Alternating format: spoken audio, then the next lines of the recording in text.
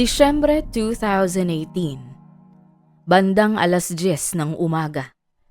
Sa lobby ng isang ospital sa California, abala ang mga nurse at pasyente sa kani-kanilang gawain nang biglang marinig ang malakas na sigaw ng isang babae. Maraming tao ang napatingin sa direksyon ng ingay. Habang mabilis na naglalakad ang babae patungo sa isang Filipina nurse na may hawak na mga dokumento. Ang nurse ay si Liza Ordinario, 38 anyos. Nagtatrabaho bilang nurse sa isang ospital. Kilala siya ng mga kasamahan bilang masipag at mahinahon. Bihirang makisali sa gulo o argumento. Ngunit sa araw na iyon, tila biglang nagbago ang takbo ng kanyang trabaho. Sa harap ng ilang pasyente at staff, walang anumang babala. Mabilis na itinaas ng babae ang kanyang kamay at mariing sinampal si Liza. Napaatras ang nurse sa lakas ng tama at halos mabitawan ang mga dokumentong hawak niya. Sandaling tumahimik ang buong lobby at ang mga tao sa paligid ay napatingin sa eksenang kanilang nasaksihan. Ang babaeng nanampal ay si Catherine Whitman, isa sa mga anak ng isang matandang pasyente sa ospital. Halatang galit na galit siya habang paulit-ulit na sinisigawan si Liza. Sa bawat salitang binibitawan niya, malinaw ang akusasyon. Tinawag niya ang nurse na isang magnanakaw at sinabing sinamantala umano nito ang kahinaan ng kanyang ama. Hindi agad nakapagsalita si Liza. Nakayuko lamang siya habang hawak ang kanyang pisngi. Halatang nagulat sa nangyari sa kanyang paligid. Nagsimula ng magbulungan ang mga tao. May ilan na nagtanong kung anong dahilan ng biglaang gulo sa loob ng ospital. Makalipas ang ilang sandali, mabilis na dumating ang security personnel upang awatin ang sitwasyon. Hinawakan nila ang galit na babae at dinala siya palayo kay Liza. Pinakalma nila ang magkabilang panig habang sinusubukang maintindihan ang pinagmulan ng sigalot. Doon na unti-unting lumabas ang dahilan ng matinding galit ng anak ng matanda.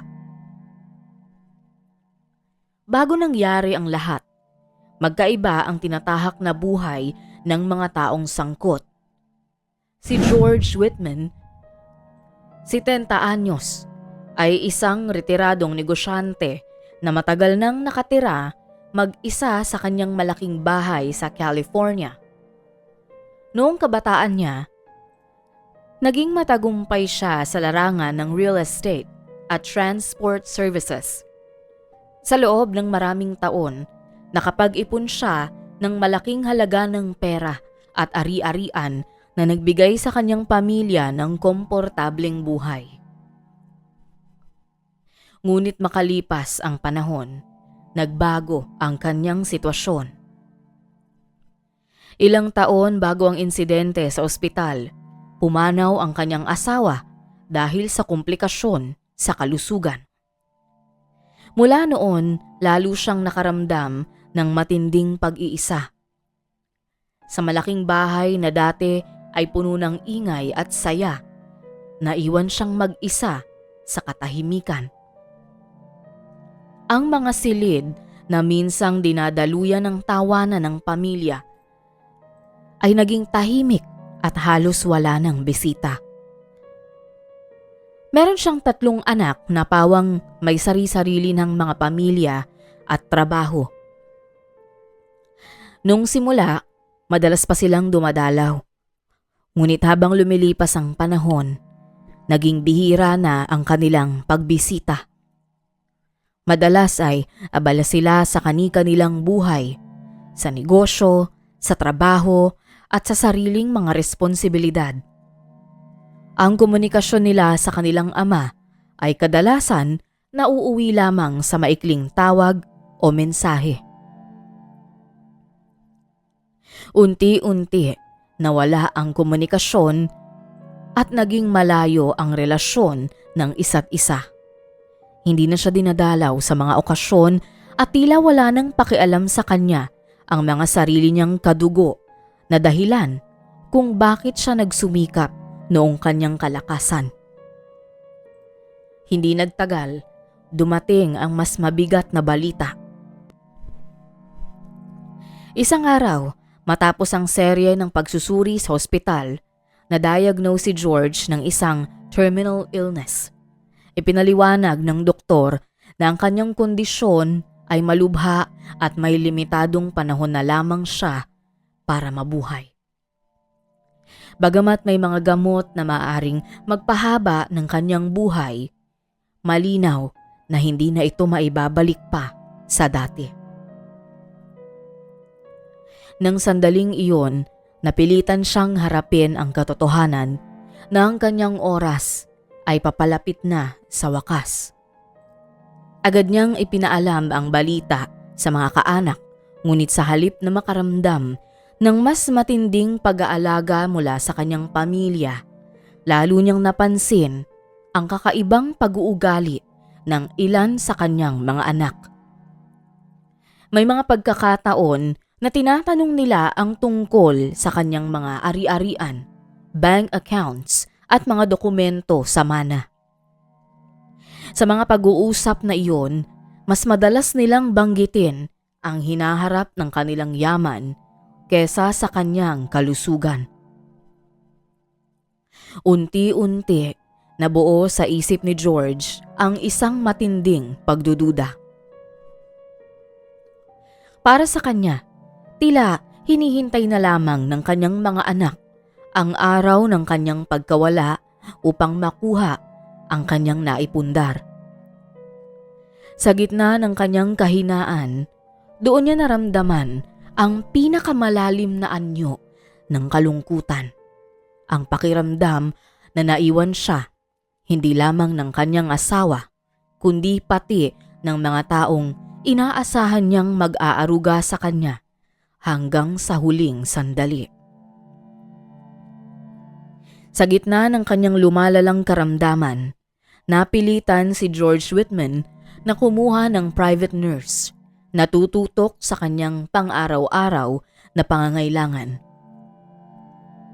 Sa rekomendasyon ng isang healthcare agency, ipinadala sa kanyang bahay ang isang Filipina nurse na si Liza Ordinario, 38 anyos, mula sa Nueva Ecija. Si Liza ay matagal nang nagtatrabaho sa ibang bansa bilang nurse. Kilala siya sa kanyang disiplina at malasakit sa mga pasyente. Sa Pilipinas, may pamilya siyang umaasa sa kanyang kinikita. Mga magulang na may edad na at 2 kapatid na nag-aaral pa. Dahil dito, naging mahalaga sa kanya ang bawat trabaho na kanyang tinatanggap. Sa unang araw ng kanyang pagdating sa bahay ni George, tahimik lamang siyang nagpakilala at agad nagsimulang gampanan ang kanyang tungkulin. Sinuri niya ang schedule ng gamot, inayos ang mga gamit sa kwarto at sinigurong malinis at maayos ang kapaligiran ng pasyente. Wala siyang ipinakitang labis na emosyon o pakikialam, tanging propesyonal na pag-aalaga lamang. Ngunit sa paglipas ng mga araw, napansin ni George ang kakaibang pag-uugali ni Liza. Hindi ito tulad ng ibang tao na dumating sa kanyang buhay. Sa kauna-unahang pagkakataon matapos ang mahabang panahon, nakaramdam si George ng tunay na pag-aaruga mula sa ibang tao. Habang lumilipas ang mga linggo, naging madalas ang kanilang pag-uusap. Hindi lamang tungkol sa gamot o kalusugan ang kanilang tinatalakay, kundi pati ang mga karanasan sa buhay. Ikinuwento ni George ang kanyang kabataan, ang pagsisimula ng kanyang negosyo at ang mga pangarap na unti-unting nabuo sa loob ng maraming taon. Ibinahagi rin niya ang kanyang mga panghihinayang, lalo na ang kakulangan ng oras na naibigay niya sa kanyang pamilya noong siya ay abala sa trabaho. Tahimik lamang na nakikinig si Liza sa mga kwento ng matanda. Hindi siya nagbibigay ng opinyon maliban kung tinatanong. Para kay George, ang simpleng pakikinig na iyon ay sapat na upang maramdaman niyang may taong tunay na nagmamalasakit. Sa kabilang banda, napansin din ni George ang malinaw na pagkakaiba ng pagtrato ni Liza kumpara sa kanyang sariling mga anak. Habang ang ilan sa kanila ay madalang dumalaw, si Liza ay araw-araw na nasa kanyang tabi. Nag-aalaga, nagbabantay, at nagtsatsaga kahit mahirap ang sitwasyon. Unti-unting nabuo sa kanyang isip ang isang malinaw na paghahambing. Sa bawat araw na lumilipas, lalo niyang naramdaman na bagamat ang taong nasa kanyang tabi ay hindi kadugo, pero mas may malasakit naman ito kaysa sa kanyang sariling mga anak. Nung panahong yun, nagsimulang pumasok sa isip ni George ang isang ideya. Isang alok na hindi pangkaraniwan, isang hakbang na magpapakita ng kanyang huling desisyon bilang ama at bilang isang taong nais mag-iwan ng malinaw na mensahe bago matapos ang kanyang buhay. Isang hapon noong unang bahagi ng 2018, habang tahimik na nagpapahinga si George Whitman sa kanyang silid, tinawag niya si Liza Ordinario upang makausap ng pribado. Sa mga panahong yon, kapansin-pansin ang paghina ng kanyang katawan. Madalas siyang hingalin at nahihirapang kumilos. Senyales na mabilis na lumalala ang kanyang karamdaman. Nang pumasok si Liza sa silid, napansin niyang seryoso ang mukha ng matanda. Karaniwan ay mahinahon lamang ang kanilang usapan, ngunit sa pagkakataong yon, tila may mahalagang bagay na nais ipahayag si George. Maingat niyang ipinaliwanag ang kanyang nais. Sinabi ni George na matagal na niyang pinag-iisipan ang kanyang kalagayan, ang kanyang nalalapit na pagpanaw at ang magiging kapalaran ng kanyang ari-arian. Ikinuwento niya kay Liza ang kanyang matinding pagkadismaya sa mga anak. Sa gitna ng pag-uusap, tahimik na inilahad ni George ang isang hindi inaasahang alok. Nais niyang pakasalan si Liza. Ipinaliwanag niya na ang desisyong yon ay hindi dahil sa pag-ibig o romantikong damdamin, kundi isang legasiya na magbibigay ng aral sa kanyang mga anak kung gaano kahalaga ang pamilya higit pa sa kahit na anong yaman. Dagdag pa niya na nais niyang si Liza ang maging legal na tagapagmana ng kanyang bahay, pera at iba pang ari-arian. Mga pag-aari na tinatayang aabot sa humigit kumulang 20 milyong dolyar. Sa unang pagkakataon na marinig ang alok, nabigla si Liza. Hindi niya inaasahan ang ganong panukala. Sa kanyang isip, alam niyang maaaring magdulot ito ng malaking problema. Hindi lamang sa pamilya ng matanda, kundi pati sa kanyang sariling reputasyon. Bilang isang nurse, batid niya ang kahalagahan ng propesyonal na hangganan sa pagitan niya at ng pasyente. Sa loob ng ilang araw, paulit-ulit niyang pinag-isipan ang alok. Kinonsulta niya ang abogado ni George upang malinaw na maunawaan ang legal na implikasyon ng desisyon. Ipinaliwanag sa kanya na ang kasal at testamento ay maaaring isagawa ng legal kung malinaw ang pag-iisip ng matanda at voluntaryo ang kanyang desisyon. Sa huli, matapos ang maingat na pagninilay at pag-unawa sa sitwasyon, pumayag si Liza sa kasunduan. Tahimik na isinagawa ang kanilang kasal sa isang simpleng civil ceremony. Naroon ang abogado ni George at ilang mapagkakatiwalaang saksi na nagpatunay sa legalidad ng kanilang pagsasama. Nang araw na iyon, nilagdaan ni George ang mga dokumento na magbabago sa kapalaran ng kanyang pamilya. Makalipas ang ilang linggo matapos ang lihim na kasal, tuluyang bumigay ang katawan ni George Whitman. Sa kabila ng patuloy na gamutan, lumala ang kanyang kondisyon hanggang sa siya ay pumanaw sa loob ng ospital sa California. Tahimik ang kanyang pagpanaw, ngunit ang mga pangyayaring sumunod ay naging simula ng matinding sigalot sa loob ng kanyang pamilya. Sa araw ng pagbasa ng kanyang huling testamento, nagtipon ang kanyang mga anak at ilang kamag-anak sa opisina ng abogado. Inaasahan nilang marinig ang pamilyar na hatian ng ari-arian na matagal na nilang pinaniniwalaan. Ngunit sa halip, isang balita ang bumungad na nagdulot ng matinding pagkabigla sa kanilang lahat.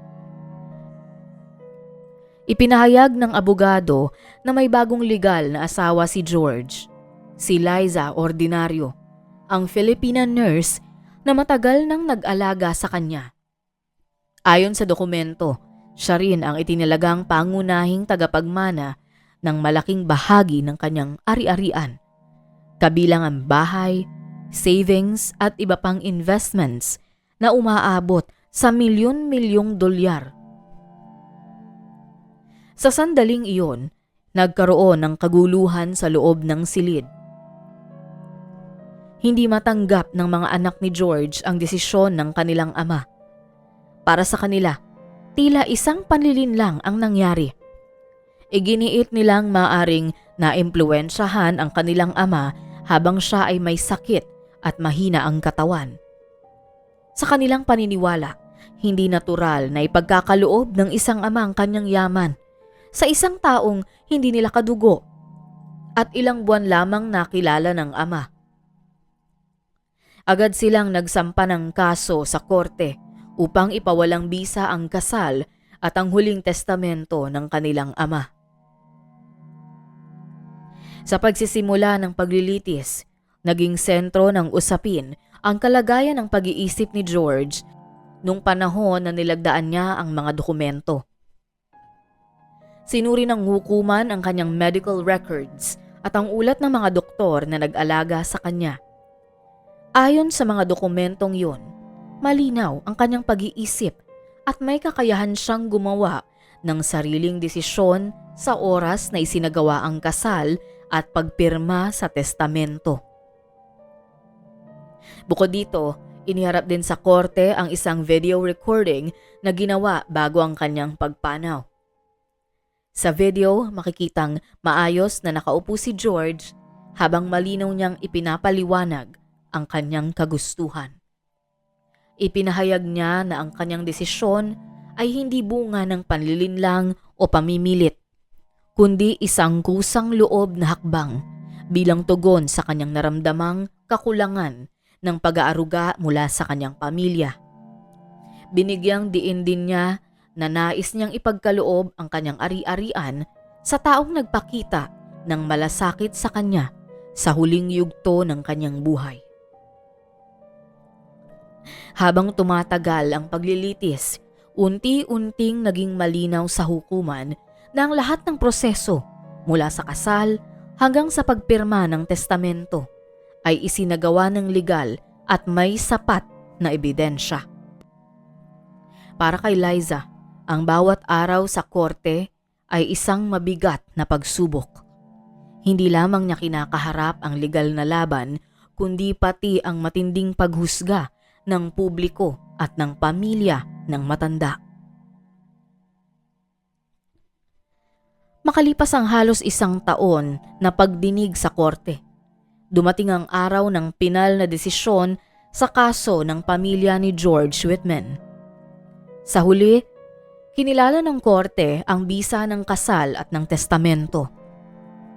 Tuluyan ngang ibinasura ang reklamo ng mga anak ni George at nawalan sila ng karapatan na makakuha ng bahagi sa ari-arian ng kanilang ama. Para sa kanila, ang desisyon ay naging mabigat, bagamat wala silang nagawa kundi tanggapin ang hatol. Matapos ang proseso sa korte, nagpasya si Liza na bumalik sa Pilipinas. Sa kanyang pagbabalik sa Nueva Ecija, pinilit niyang magsimula ng panibagong buhay kasama ang kanyang pamilya. Ginamit niya ang bahagi ng kanyang natanggap na yaman upang suportahan ang kanyang mga magulang at mapagtapos sa pag-aaral ang kanyang mga kapatid. Nanatili ang kanyang mga properties sa Estados Unidos at ang kanyang pera sa bangko. Sa paglipas ng panahon, nanatili ang aral na iniwan ng pangyayari sa mga taong sangkot. Sa huli, ang kasong ito ay isang patunay na ang simpleng malasakit at pag-aaruga sa ibang tao na natural na taglay ng mga Pilipino ay may malaking epekto, hindi lamang kay George. Ito ay isang bagay na may pagmamalaki dahil higit pa sa kahit na anong yaman sa buhay, mas mahalaga ang karakter at ang mahusay na pakikitungo sa ibang tao.